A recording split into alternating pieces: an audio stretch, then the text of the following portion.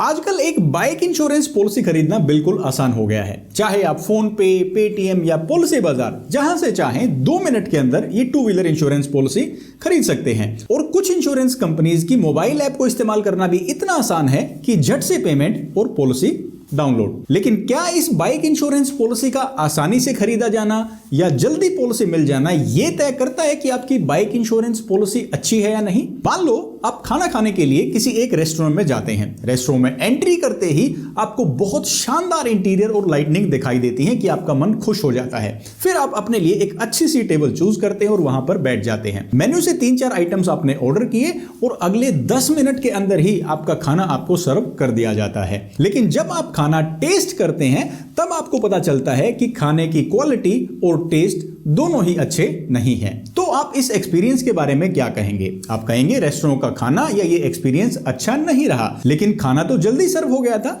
इसी तरीके से बाइक इंश्योरेंस पॉलिसी का जल्दी और आसानी से मिल जाना यह तय नहीं करता कि आपकी बाइक इंश्योरेंस पॉलिसी अच्छी है।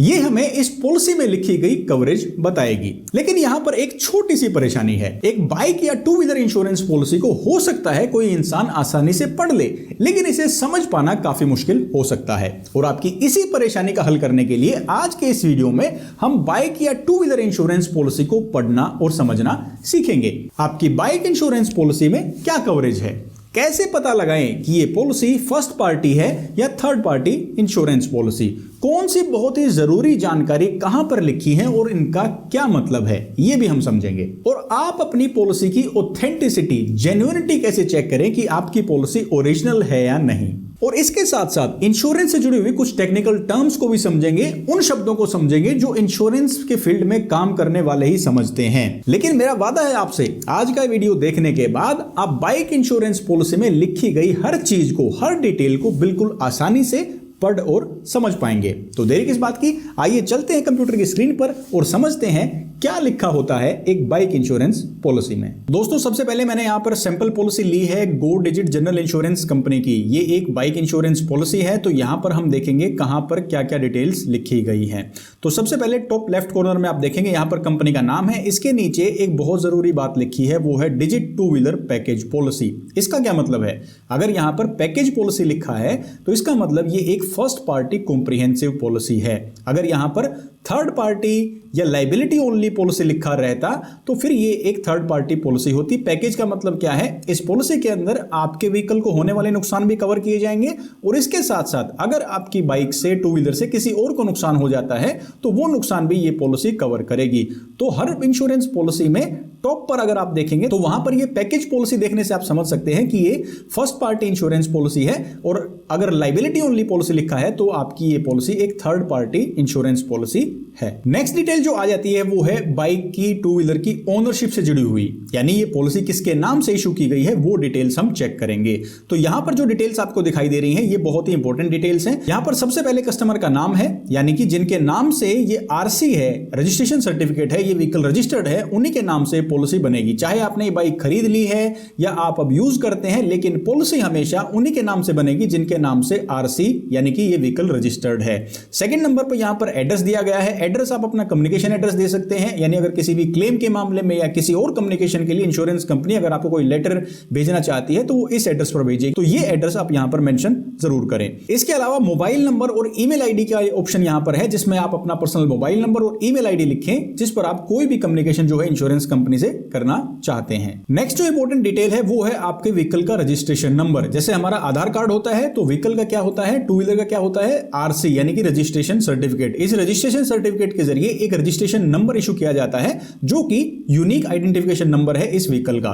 तो रजिस्ट्रेशन नंबर आपकी आरसी के अकॉर्डिंग होना चाहिए। अगर आप बाद में कभी रजिस्ट्रेशन नंबर चेंज करवाते हैं तो बाद में इसे अपडेट भी आप जरूर करवाएं। तो यहां पर आप चेक कर सकते हैं कि आपकी जो बाइक का रजिस्ट्रेशन नंबर सही से लिखा गया है, नहीं इसकी डिजिट जो है वो आरसी से बिल्कुल मैचिंग होनी चाहिए। नेक्स्ट इंपॉर्टेंट डिटेल दोस्तों आ जाती है आपके व्हीकल की पॉलिसी से जुड़ी हुई, यानी इस पॉलिसी की क्या डिटेल्स हैं वो हम इस वाले कॉलम के अंदर देखेंगे। तो यहां पर सबसे पहले टॉप पे जो डिटेल है वो है पॉलिसी नंबर। अगर आप अपनी इसी पॉलिसी को रिन्यू करवाते हैं या कभी आपसे क्लेम के दौरान पॉलिसी मांगी जाती है तो आप ये वाला जो पॉलिसी नंबर है ये मेंशन करेंगे। ये आपकी पॉलिसी का नंबर है, यानी पॉलिसी का आइडेंटिफिकेशन नंबर है। आपकी पॉलिसी इसी नंबर से जानी जाएगी। इसके बाद पॉलिसी इशू डेट है, यानी पॉलिसी इशू कब की गई, और उसके बाद आता है पीरियड ऑफ पॉलिसी, यानी कि ये पॉलिसी कब शुरू होकर कब खत्म होगी। सबसे पहले फ्रॉम का ऑप्शन है, यानी पॉलिसी कब शुरू होगी, और उसके बाद टू का ऑप्शन है, यानी पॉलिसी कब खत्म होगी। 7 जनवरी 2025 से लेकर 6 जनवरी 2026 तक है। लेकिन ऊपर टॉप पर आप देखेंगे यहां पर ओन डैमेज लिखा हुआ है। इसका क्या मतलब है?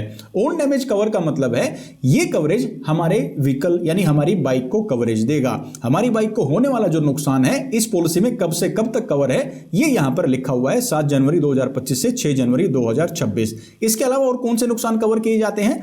वो है थर्ड पार्टी डैमेजेस। अगर हमारी इस बाइक से किसी और गाड़ी को, प्रॉपर्टी को, किसी इंसान को चोट लग जाती है तो वो थर्ड पार्टी लायबिलिटी कवर में कवर की जाती हैं। और इसकी वैलिडिटी क्या है? 7 जनवरी 2025 से लेकर 6 जनवरी 2026 तक हमारा थर्ड पार्टी कवरेज भी वैलिड है। इसके अलावा और कौन सा कवर आता है?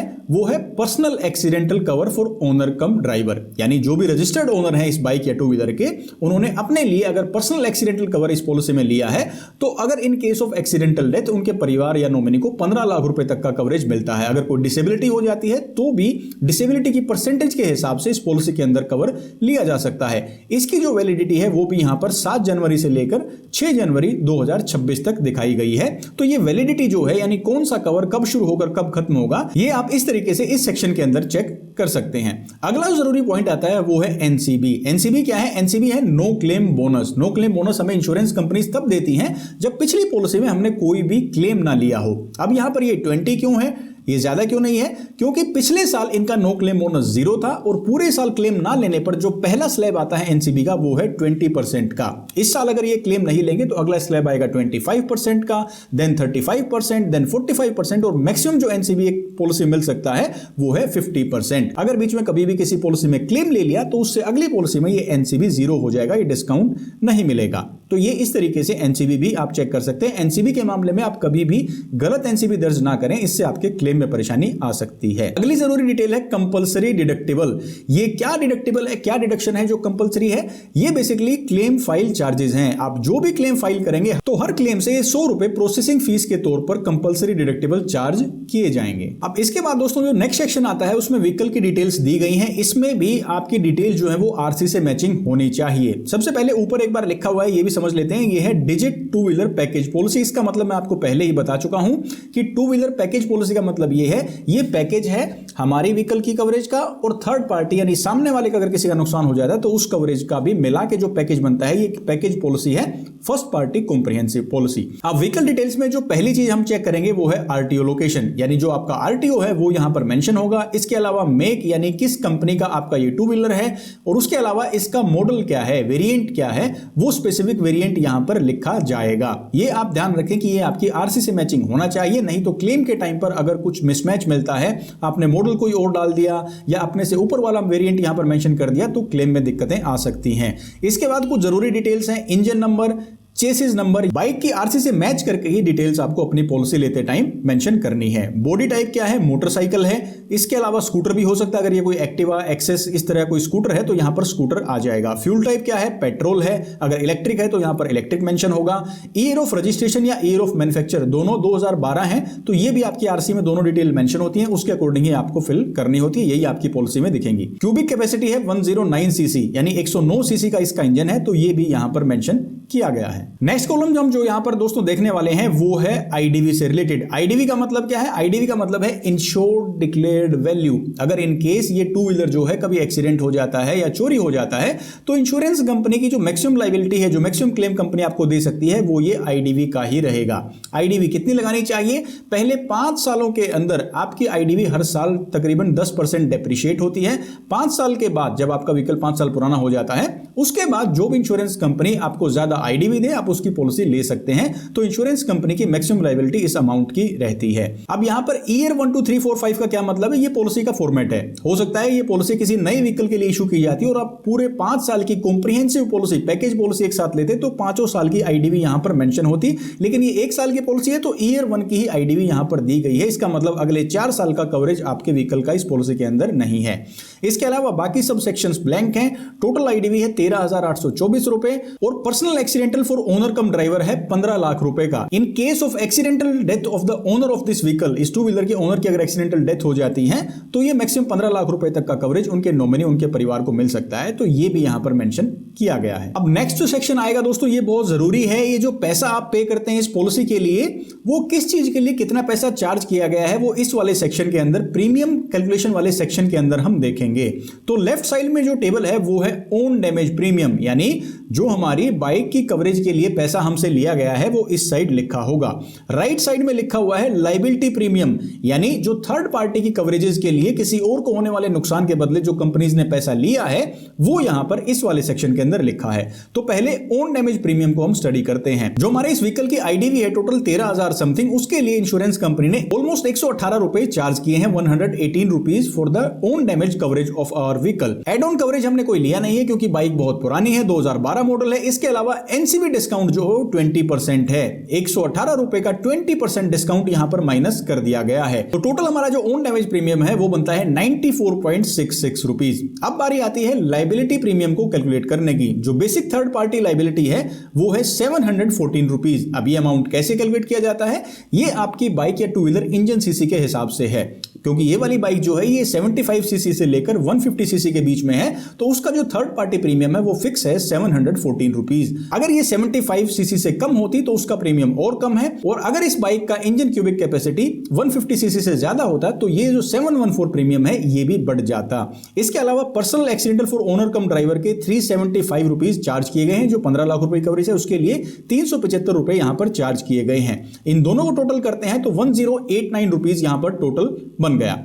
अब बारी आती है टोटल प्रीमियम को कैलकुलेट करने की। तो ये थर्ड पार्टी का प्रीमियम और यहां पर जो है ओन डैमेज प्रीमियम, इन दोनों को हम ऐड करेंगे तो यहां पर 1183.66 जो है इनका टोटल आ जाता है, जो दोनों प्रीमियम को ऐड करने के बाद बनेगा। अब जीएसटी चार्ज करेंगे इस पे, तो इस अमाउंट पर जो जीएसटी है वो है 18% जीएसटी बनेगा 213.06 रुपीज, जो कि 9% स्टेट जीएसटी है, 9% सेंट्रल जीएसटी डिपार्टमेंट को जाता है। टोटल जो अमाउंट बनेगा वो बनेगा 1396.72 रुपीज, यानी 1396, ऑलमोस्ट 1397 रुपए इस पॉलिसी के लिए चार्ज किए गए हैं। तो यहां पर आपने एक एक रुपया, एक एक पैसा देखा किस चीज के लिए इंश्योरेंस कंपनी ने आपसे चार्ज किया है। अगर आप रेंडमली वैसे देखेंगे तो इस टेबल को देखकर लगेगा पता नहीं क्या अमाउंट लिखे हुए हैं, लेकिन अब आपने बिल्कुल आसानी से समझ लिया है। अब दोस्तों कुछ और जरूरी डिटेल जो है जो आपकी पॉलिसी में लिखी रहती हैं उनको भी एक बार जान लेते हैं। तो यहां पर क्योंकि आपने नो क्लेम बोनस लिया है तो इस इंश्योरेंस कंपनी को पता होना चाहिए कि पिछली बार आपकी जो पॉलिसी है वो किस कंपनी से थी। तो यहां पर previous insurer United India insurance लिखा हुआ है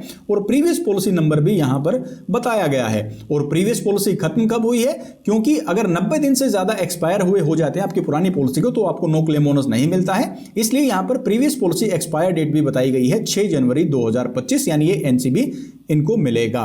इसके अलावा नॉमिनी की डिटेल भी यहां पर दी गई। नॉमिनी आप अपने परिवार में ब्लड रिलेशन में किसी को भी बना सकते हैं, चाहे वो आपकी वाइफ हो, आपके ब्रदर हो, आपके फादर मदर, किसी को भी बना सकते हैं। तो ये डिटेल लिखना बहुत जरूरी है, क्योंकि अगर आपकी पॉलिसी में पर्सनल एक्सीडेंटल की कवरेजेस हैं तो नॉमिनी मेंशन करना बहुत जरूरी हो जाता है। अब दोस्तों यहां तक तो हमने पॉलिसी में लिखी हुई सभी डिटेल्स को समझा है। अब हम जानेंगे कि अपनी पॉलिसी की ऑथेंटिसिटी यानी जेन्युइनिटी आप कैसे चेक करेंगे। हो सकता है ऑनलाइन का जमाना है, अगर आपको कोई फेक पॉलिसी हैंड ओवर कर देता है तो आप कैसे वेरीफाई करेंगे, क्योंकि अब स्टैंप्स तो यूज नहीं होती हैं। तो उसका भी एक बहुत आसान तरीका है। आपको अपर राइट कॉर्नर में एक क्यूआर कोड दिखाई दे रहा है, जो कि मैं अभी हाईलाइट कर रहा हूं। ये जो क्यूआर कोड है ये आपकी पॉलिसी की ऑथेंटिसिटी बताता है। ये एक डिजिटल स्टैंप है। अगर आपको यह पता करना है कहीं आपकी पॉलिसी फेक तो नहीं है, तो आप अपने मोबाइल फोन में कोई भी QR code scanner app download कर सकते हैं और इस क्यूआर कोड को स्कैन करेंगे तो पॉलिसी की, ओनरशिप की और पॉलिसी स्टार्ट और एंड डेट की और बाकी व्हीकल की डिटेल्स भी आपको दिखाई दे जाएंगी।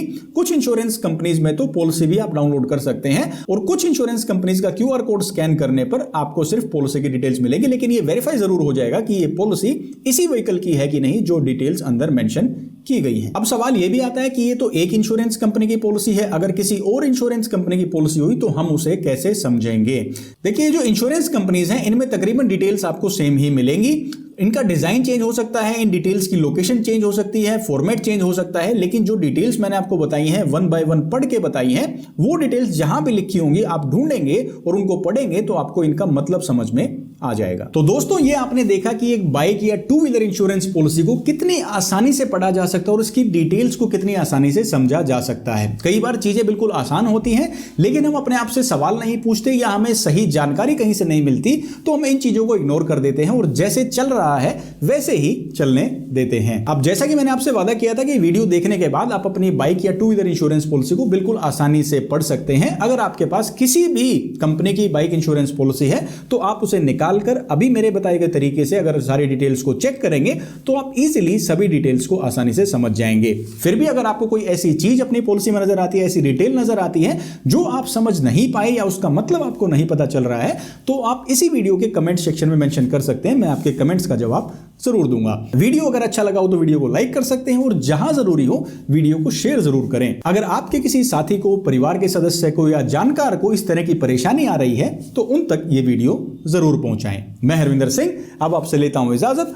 मिलूंगा आपसे अगले वीडियो में। तब तक के लिए आप अपना ख्याल रखिए, खुश रहिए और स्वस्थ रहिए। जय हिंद।